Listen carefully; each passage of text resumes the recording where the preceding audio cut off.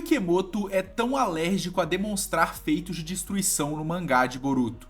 E quando eu falo isso, eu tô querendo me referir somente ao mangá de Boruto, em que o desenhista é o Ikemoto desde o volume 1 de Boruto Naruto Next Generations até atualmente em Boruto Two Blue Vortex. E quando eu decidi fazer esse vídeo foi muito em relação também a como era em Naruto, como o Kishimoto desenhava as lutas e mostrava muito mais destruição de cenário e destruição de ambiente mesmo. E eu falo isso como fã da obra mesmo, como um cara que consome. Eu tenho os primeiros 20 mangás de Boruto Naruto Next Generations, mas eu queria realmente saber por que o Ikemoto ele insiste em não desenhar feitos de destruição. Porque, sinceramente, alguns personagens de Boruto, que são ditos serem muito poderosos, eles simplesmente não parecem ter esse poder, justamente por o Ikemoto ficar segurando a mão na hora de desenhar feitos principalmente de destruição de cenário. E alguns fãs de Boruto podem achar isso besteira, falar que eu tô exagerando ou algo do tipo. Mas por ironia do destino, olha o comentário que eu recebi na rede vizinha de um vídeo que eu fiz falando da citação do Code ser superior ao Jigen, ser mais forte do que o Jigen, sendo dita por 3 personagens diferentes. Olha o que o cara comentou. A verdade é que Boruto é só falácia, falta feitos de destruição nesse anime. Então assim, por mais que você fale, mas pra mim não faz diferença nenhuma. Mas pra mim eu consigo entender a escala de Boruto mesmo sem os feitos de destruição. Tudo bem, mas isso é pra você, é uma coisa individual. Mas pra elucidar isso, principalmente pro público mais leigo, e nem só pro público mais leigo, mas também pra gente que gosta de Power Scaling, por exemplo, é complicado. Por quê? Porque em Naruto, já na Quarta Grande Guerra Ninja, a gente tinha vários feitos de destruição absurdos. E nem só na Quarta Grande Guerra Ninja. Pain destruindo Konoha é um exemplo também. Até Mario usando o Kirikiri Mai, por exemplo, no clássico contra a Tayuya. Então assim, a gente já tinha feito de destruição e o Kishimoto gostava de colocar muitos feitos de destruição. E aí na sequência da obra, que é Boruto, que lógico, é com um novo protagonista e tal, mas é no mesmo universo, a gente ter esses feitos de destruição reduzidos, o que a maioria das pessoas vão pensar? É lógico, vão pensar o quê? Que o verso ficou mais fraco, que os novos personagens são mais fracos do que os velhos. Por exemplo, quando a gente pega o Boruto The Movie, que é o filme feito do arco ali do Exame Chunin, com a invasão do Momoshiki, do Kinshiki, tem o Momoshiki Fusão e tudo mais, que é aquele Momoshiki que parece meio um ogro, naquele filme parece que soltam mais os feitos de destruição, justamente porque naquele filme quem comandou o roteiro foi o Kishimoto, junto com o Kyokodashi, que também era o roteirista do mangá de Boruto, até o capítulo 52. Só que quando a gente chega principalmente no mangá, parece que esses feitos de destruição somem. A gente tem, por exemplo, no início do mangá de Boruto, que começa no Exame Chunin, pra quem não sabe, o Momoshiki quase destruindo a vila com aquela bijudama massiva que ele fez. Porém, naquele momento, o Naruto ele absorve a bijudama e a gente não vê o feito na prática de destruição. E é totalmente compreensível, porque o Naruto ele absorveu o dano para si mesmo, justamente para a área em torno ali de Konoha e também a Vila da Folha não ir pelos ares, não ser explodida completamente. O próprio Momoshiki ressalta isso, falando que ele vai usar o próprio corpo como um escudo e absorver todo o dano para ele. Por isso que o Naruto acaba desmaiando e sendo levado pelos chifrudos. E na dimensão do Momoshiki, a gente até tem um feito interessante do Momo quando ele libera o seu poder na sua forma fundida com o Kinshiki e acaba cortando aquela árvore gigante que ele estava prendendo o Naruto e absorvendo o chakra dele. Mas assim, galera, é basicamente isso. A gente também tem ali o avatar de chakra da Kurama do Naruto, revestido com o manto de Susanoo do Sasuke, cortando o golem do Momoshiki. Mas feitos de destruição que eles poderiam mostrar mais, a gente tem dessa forma mais moderada. Por exemplo, o Boruto quando ele usa o Chocho Dama Rasengan, que o Naruto empresta chakra pra ele, no anime e também no filme, o Momoshiki é jogado pro espaço e mostra o Rasengan explodindo no espaço. Já no mangá nem isso é mostrado, na verdade a gente tem uma cena que é até interessante, mostra um poder bem bruto, bem grande mesmo, tanto que esse Rasengan pai e filho ele é bem subestimado, mas não mostra essa destruição que mostra tanto no anime quanto no filme. Mas assim, também não vou reclamar porque de fato nessa luta aqui, pelo menos teve alguns feitos a mais do que nas outras posteriores. Depois a gente tem Kawaki contra Garou e o Kawaki realmente mostra um nível de poder interessante com o Karma, mostrando uma destruição legal do cenário, porém o Kawaki a gente sabe que ali não era nível ainda absurdo, nível top tier do verso. Mas aí chega na luta Naruto versus Delta, e aí não me entenda errado, é totalmente justificado pelas crianças estarem ali, o Naruto segurar o nível de poder dele no quesito destrutivo, não puxar um avatar de chakra da Kurama, não usar jutsus muito massivos, por exemplo, ele usa o Yoton Rasen Shuriken com o estilo lava, mas ele usa de forma pequena só para poder cortar ali e destruir as pernas da Delta, e finaliza ela com o Chocho Dama Rasengan, mas corta o efeito no final porque ele queria preservar o corpo dela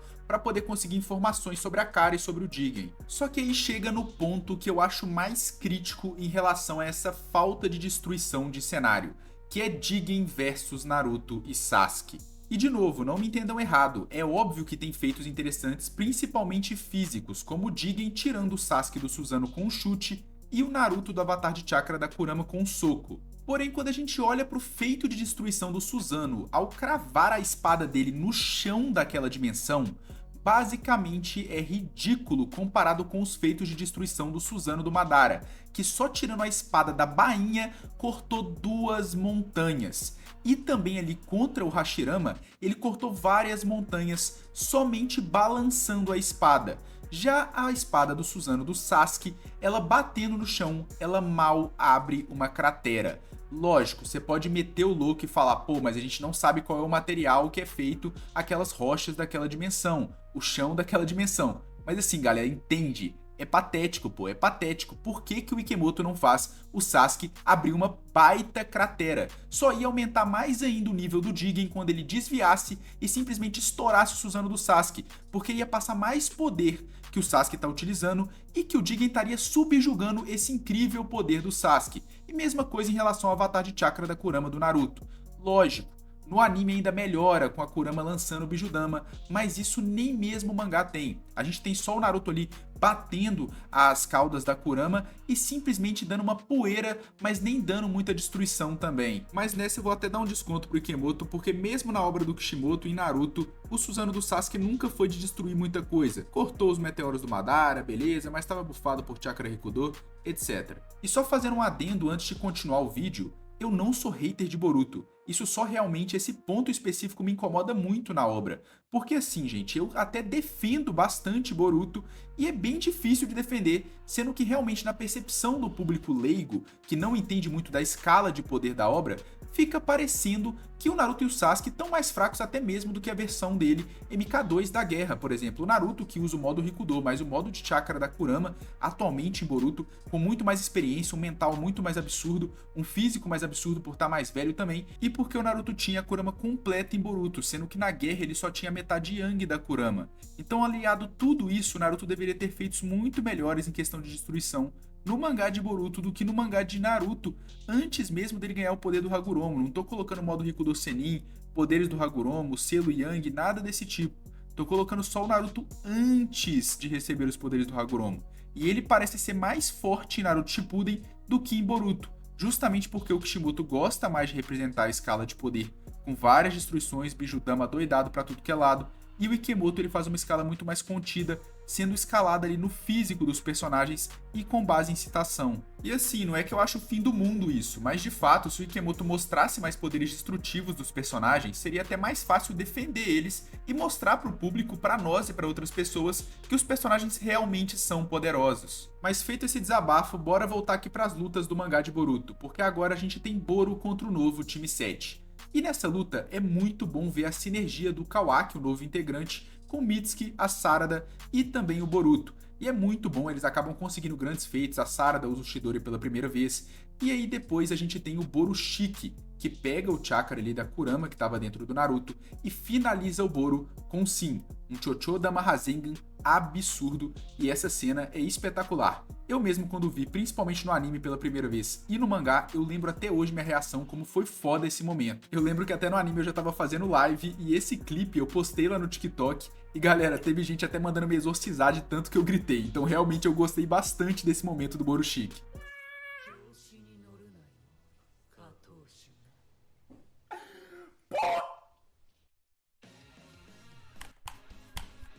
E agora bora falar de Ishiki versus Naruto e Sasuke. E galera, aqui pra mim chega o ponto alto desse problema em Naruto Next Generations. Sério, essa luta do Ishiki contra Naruto e Sasuke poderia ter sido muito melhor em questão de feitos. Porque assim, a gente já tinha visto o Ishiki subjugando o Kashinkoji com extrema facilidade, o Amado falando que o Kashinkoji não tinha poder para poder subjugar o Ishiki. Posteriormente, a gente vê que o Kashinkoji não era um simples clone do Jiraiya, que ele tinha células do Shibai, que ele também tinha fortalecimento científico pelo Amado, por mais que já era previsto, visto que o Amado mexia em todos os membros da cara, e ele já consegue subjugar com uma extrema facilidade usando o seu novo Shinjutsu Daikoku Ten. E aí a gente vai para a luta do Naruto e do Sasuke contra o Ishiki. Lembrando que isso é uma revanche, porque o Ishiki ele subjugou o Naruto e o Sasuke no corpo do Jigen. Pra quem não sabe, quem controlava o Jigen como se fosse uma marionete era o Ishiki, que estava dentro do cérebro do Jigen. E lembrando que o Jigen no Karma nível 2 foi capaz de romper a defesa do Susanoo do Sasuke e também a defesa do Avatar de Chakra do Naruto. Simplesmente absurdo. E aí a gente chega com altas expectativas para essa revanche. E sinceramente, eu curto o Daikoku Ten, eu curto os cubos, eles atrapalham o sensoriamento, tem uns hacks legais, mas como eu tô me propondo a falar do mangá, realmente a gente não tem uma destruição interessante nessa luta. Simplesmente o cenário parece que não muda quase, além de certas rachaduras resultantes dos impactos dos golpes de Taijutsu de Naruto e Sasuke contra Ishiki. Mas assim, galera, poderes destrutivos, massivos mesmo, a gente não vê. Justamente porque o Ishiki ele pode diminuir qualquer ninjutsu de Naruto e Sasuke com Sukuna Hikona. E isso é a desculpa perfeita para o Ikemoto não fazer nenhuma destruição de cenário ou uma destruição muito pequena. No anime a gente tem até o Ishiki usando aquelas estacas dele em conjunto várias de uma vez e destruindo vários picos na planície da dimensão. Porém no mangá essa cena nem existe. Como o foco do vídeo é o mangá, exatamente, não tem. E eu acabei me adiantando, então bora retroceder um pouquinho e bora falar de Naruto modo Baryon. Ou melhor dizendo, modo que não destrói nada. A gente não tem nada. A gente não tem nada. Repito, a gente não tem nada, irmão. É basicamente o Naruto tirando vida do Ishiki a cada golpe. Lógico, tem sim uma explicação, galera. É explicado no mangá que o Naruto não era pra dar socos contundentes, ou seja, socos fortes, pra ele não desperdiçar energia, porque o modo acaba muito rápido. Que na verdade ele tinha que se aproveitar da habilidade do modo Baryon pra tirar a vida do Ishiki. Não vamos nem falar que isso foi muito conveniente. Mas bora falar aqui, na verdade, como o Naruto modo Baryon ele parece patético, por exemplo, ao lado de um Gai oitavo portão. E assim, repetindo, só pra galera que vai comentar isso, eu tenho certeza, sim, foi explicado, eles deram uma justificativa pro Naruto não destruir muito. Mas galera, é a forma final do Naruto.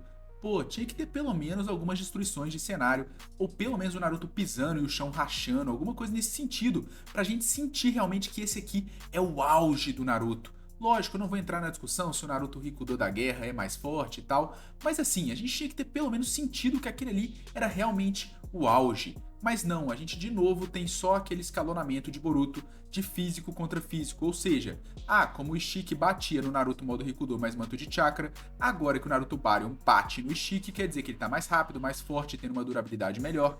Né? Quando eu falo durabilidade, estou querendo dizer resistência física, não estou falando de durabilidade no quesito de estamina. Então assim, gente, é isso basicamente. E só para deixar claro, eu não odeio o Naruto modo Baryon, eu gosto da transformação, eu acho que ela foi conveniente sim por causa do poder, por mais que também ali fisicamente falando, a questão do Baryon na física faz sentido com o poder do Naruto de tirar a vida, eu sei que tem uma explicação por trás, mas realmente foi conveniente eles terem escolhido logo um modo Baryon pro Naruto naquela situação que precisava tirar a vida do Ishiki. Agora deixando isso ser águas passadas, bora falar de Borushiki vs Koji com limitadores e depois Kawaki contra Borushiki. Galera, essas lutas eu acho que foram boas no mangá, eu acho que o traço do Ikemoto tá no auge aqui, poderia ter tido um feito de destruição ali ou não, mas tá de boa, eu acho que pra uma luta dos personagens do nível desses aqui, foi tranquilo, acho que poderia ter tido mais? Poderia, mas acho que ficou maneiro. Mas aí a gente chega na luta mais hypada desse pós-fim de era de Naruto e Sasuke. Daemon vs Koji sem limitadores. O cara que é dito ser mais forte que o Jigen e que venera os Otsutsuki contra Daemon, o ciborgue que é dito ser muito mais forte do que o Jigen. E não só isso, dito ser por ele mesmo depois da luta, o número 1 do verso. E assim, galera, a luta se passa toda dentro da base do Boro. Cara, é só isso, a gente tem um chão rachando ali, o impacto do Koji depois de levar uma voadora do Daemon na parede rachando e nada mais. Sério, parece que os personagens são nível ali parede, cara. Parece que os personagens nem têm um nível de destruição elevado. Nem parece que esses dois personagens, pelo menos na teoria, podem destruir o Susanoo do Sasuke com um chute. Acabar com a defesa do Susanoo no chute, cara. Do Susanoo. E não tem nenhuma destruição ali de cenário. cara, bizarro. E logo depois disso, eles abandonam a base do Boro. Então, assim, não tem nem sentido falar assim, pô, deram uma segurada ali, porque não podia destruir a base, eles iam utilizá-la pra alguma coisa ainda, como é quando acontece em lutas em Konoha também. Mas assim, gente, eles não iriam usar mais. Depois disso, 2 capítulos depois, eles já estão em Konoha. Então, assim, cara, não faz sentido. E assim, a gente que é fã justifica isso com área de efeito. Os golpes do Daemon, na verdade, pegaram no Code. Beleza, tudo bem, ele absorveu o dano do golpe. Mas, cara, faz falta uma destruição pra gente realmente sentir aquele nível de poder. E não ficar só na base da teoria ali, da fala, da citação e também escalando na base do físico ali. Basicamente, a gente não tem nem impacto dos socos deles, assim, sendo um impacto muito forte. Quando o Daemon dá aquele soco no Code no chão e racha o chão todo, a gente até tem um impactozinho. Mas vamos ser sinceros aqui. Por exemplo, um impacto igual o da Sakura contra aqueles mini-jube da guerra foi muito maior. E cara, sendo sincero, eu acho que ninguém acredita que a Sakura tem mais força física do que o Daemon e do que o Code, que são ditos ser mais fortes do que o Jigen, que quebrou um Susanoo no chute, irmão. E quebrou um avatar de chakra da Kurama no soco. E beleza, até dá pra poder falar, pô, é porque a Sakura ela usa uma técnica que se chama o Kasho, que ela libera chakra do punho. Não necessariamente qualquer um em Naruto libera chakra do punho, upa logicamente com chakra o físico, né, para dar mais força, mais velocidade, mas não usa uma técnica que libera chakra na hora do soco, na hora do chute, igual a Tsunade e a Sakura usam. Beleza, mas mesmo assim, olha a diferença de tier, olha a diferença de prateleira de nível de poder de personagem. E assim, galera, não é que eu tô falando que a luta é ruim, não é. O que eu acho, na verdade, é que personagens desse nível mereciam feitos melhores pra gente sentir aquele nível de poder real. E agora, bora finalizar Boruto Naruto Next Generations pra ir pra True Blue Vortex falando do arco da Onipotência. O arco da Onipotência não tem nenhuma reclamação desse tipo. Eu acho totalmente ok tudo que acontece das lutas ali. A única coisa que eu realmente elogio mesmo do arco foi a representação da Onipotência, que sim, eu acho muito foda, passando aquela energia no planeta inteiro, o que eu acho que deveria ter no próximo confronto que eu vou falar agora. E esse confronto já é em True Blue Vortex, na volta do protagonista Boruto a Konoha, para lutar contra a ameaça do Code sem limitadores, que igual eu disse contra o Daemon, é dito ser mais forte do que o Jigen. E aí ele vai usar o Rasengan Uzuriko, que basicamente é uma técnica do Boruto que usa a rotação do planeta, a força centrífuga e correspondentes da rotação e da órbita do planeta Terra, que fez o Daemon elogiar esse jutsu e sentir um tremor de terra, e que não estava nem para Terra, estava mais para planeta. E isto é um ataque que usa a rotação do planeta, diz o Daemon no capítulo 3. E aí eu pergunto para vocês, o Ikemoto mostrou pra gente? O Ikemoto mostrou a perspectiva do planeta? O Ikemoto mostrou tendo um terremoto? Não. E assim, galera, eu acho que eu nem preciso me alongar nessa luta do Boruto contra o Code. É realmente isso. O Boruto é absurdo. O protagonista do Boruto, tô adorando ele. Eu gostei muito da luta, gostei. Eu gostei das habilidades do Uzuriko, amei. Mas assim, faltou mostrar um poder a mais, entendeu? Faltou mostrar mais, cara, porque o impacto do Uzuriko mesmo não é nada demais. O impacto do Rasengan no clássico já era superior a isso. Aquele Rasengan que o Naruto deu no Kabuto já deu um impacto maior do que o Uzuriko no Code. E obviamente que quando eu falo isso, eu tô falando em questão visual, tá, galera? O vídeo inteiro é sobre isso, não é questão de nível de poder. É óbvio que o Uzuriko é muito mais forte que o Rasengan do Naruto contra o Kabuto. Porém, é a questão visual mesmo, a destruição que dá, não parece que é, entendeu? Esse é o grande ponto. E dizendo isso, bora pra luta agora do Jura contra a Himawari no capítulo 11. A Himawari usando o seu novo modo Biju, a gente não entendia muito bem o que era a Himawari ainda. Depois a gente vê que ela é mais Biju do que humana nessa luta, o Jura fala, a Kurama confirma depois.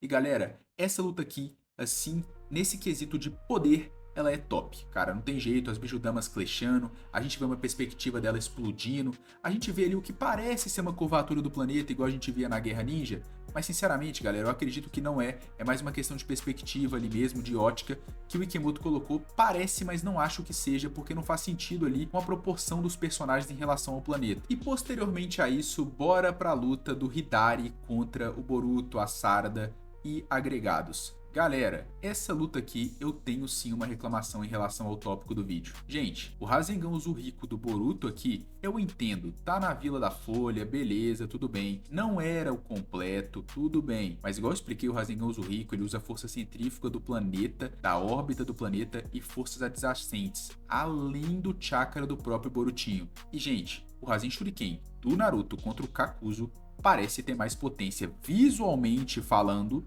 do que o Rasengan Zuhiko. São técnicas diferentes, de novo. O problema é que essa técnica era para ser muito, não pouco, muito mais absurda visualmente. Mas eu entendo, tá em Konoha, eu passo um pano, tá de boa. E agora bora pra Ryu, que é o Shinju humanoide que se alimenta do chakra do Shinki, contra Sarada, Mitsuki, Araya e Yodo. E galera, é o seguinte, nessa luta eu não tenho reclamações nenhuma, inclusive Diva Sarada, o poder do Hirume nessa luta é absurdo, é o melhor capítulo de Boruto True Blue Vortex, e dane-se, meu lado fanboy da Sarada acabou saindo um pouco aqui, mas realmente nessa luta não tem nenhum personagem com capacidade destrutiva que deveria pelo menos ser absurda. Então eu acho totalmente normal, a habilidade da Sarada é absurda do Hirume, adoro essa aplicação do Hirume nessa luta, é perfeito a apresentação do poder do Mangekyo Sharingan dela. Mas no próximo capítulo eu já tenho algumas reclamações no tópico do vídeo sempre. A luta é muito foda, eu gosto bastante da luta do Jura contra o Boruto e contra o Kawaki, mas assim, nessa luta, principalmente na luta mesmo, a gente não tem feitos destrutivos muito legais. Por exemplo, o Jura, ele usa Mokuton. O cara é reencarnação da Jubi. Galera, ele tinha que ter um nível de Mokuton, pelo menos nível Hashirama, cara, de questão de grandeza, sabe? Ele teria que ter esse tipo de Mokuton, esse nível de Mokuton, melhor dizendo.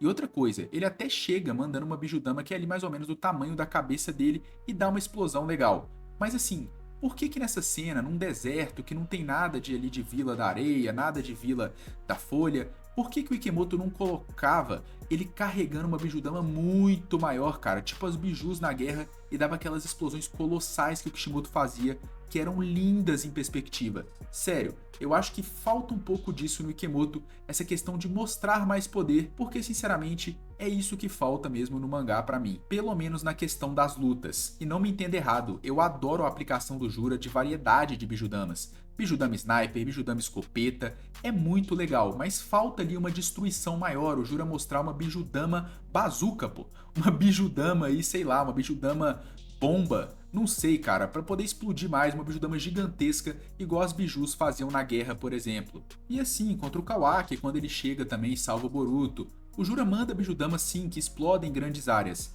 mas ainda falta em relação ao que era na guerra com as bijus, isso que eu tô querendo dizer. E agora chegando no arco do Mamushi, eu entendo completamente esse arco atual não tá tendo destruição, porque assim, o Mamushi tem medo do Jura e o Jura falou que não é pra tocar em Konoha. Então assim, totalmente compreensível, já tem a justificativa. Mas resumo da ópera, por que diabos o Ikemoto parece ser alérgico a representar feitos de destruição no mangá, de destruição de cenário? Sinceramente, a gente não tem uma resposta. Mas comparando o Kishimoto no mangá de Naruto com o Ikemoto no mangá de Boruto, a gente vê uma clara diferença de metodologia para uma representação de poder e como eles escalam a própria obra, ou seja, como eles aumentam a escala de poder de cada obra. O Kishimoto colocava muito mais em questão as habilidades, o nível de poder também, com as bijus destruindo tudo na guerra. E eu não tô falando de Madara Rikudo, eu não tô falando de Kaguya, que trocava de dimensão, que poderia destruir a dimensão dela. Não tô falando disso. Tô falando das próprias bijus, que eu acho que não tem ninguém que discorde que, por exemplo, um Jura da vida é superior a qualquer biju. A narrativa da obra deu a entender isso. Agora, o Ikemoto, a gente vê que claramente ele tem uma diferença de metodologia para representar essa escala de poder em Boruto. Ele faz muito mais através do físico, o personagem ser mais forte, mais rápido, para ele conta muito mais, escalar um personagem no físico com comparação a outro. A gente vê, por exemplo, Kinshiki contra Sasuke, a gente vê isso, Jigen contra Naruto Sasuke, a gente vê isso também, e dentre outros exemplos aí. E galera, a gente também tem a famosa citação que o Ikemoto coloca. Ele coloca muita citação, como Code ser limitador e ser superior ao Jigen. Só que isso acaba que não convence muitas pessoas, não convence muitos leitores. E acaba que até nós que somos convencidos, a gente também fica com uma pulga atrás da orelha falando, será mesmo? E só pra complementar antes de acabar o vídeo, eu espero muito que nesse capítulo 32 de Boruto True Blue Vortex, o Daemon bota pra feder e mostre feitos absurdos de nível de poder. Eu tô hypando muito isso, eu já vi a primeira prévia oficial do capítulo, então eu tô gravando esse vídeo antes. E espero que o Ikemoto calhe a minha boca nesse capítulo. Mas é isso, gente. Espero que vocês tenham gostado do vídeo, desse desabafo aqui também. Esse vídeo não estava planejado, eu ia trazer um outro vídeo que era Hashirama contra Naruto Hokage, só que acabou que eu preferi adiar ele para outra semana, justamente porque eu quero trabalhar melhor o roteiro desse vídeo. E galera, é isso. Espero que vocês tenham gostado do vídeo. Deixa o like aí, compartilha com um amigo seu que é fã de Boruto, se inscreve no canal se você não conhece meu canal ainda, vem ver meus conteúdos no TikTok, que eu faço bastante também, tem o link aí na descrição e no meu sobre do canal, e deixando claro aqui no final do vídeo, igual eu deixei em alguns outros momentos, não foi um hate à história de Boruto, não foi um hate a Boruto em si. Eu tô curtindo o mangá de Boruto Tio Blue Vortex, mas sinceramente isso eu vejo que me incomoda e também incomoda outros amigos meus que acompanham a obra, outros conhecidos e também pessoas que me seguem já comentaram várias vezes essa questão de Boruto não representar os feitos, não representar a capacidade destrutiva dos personagens e fica só na base da citação e escalando o personagem através do físico. É isso, galera. Valeu, falou, é nóis. Até mais.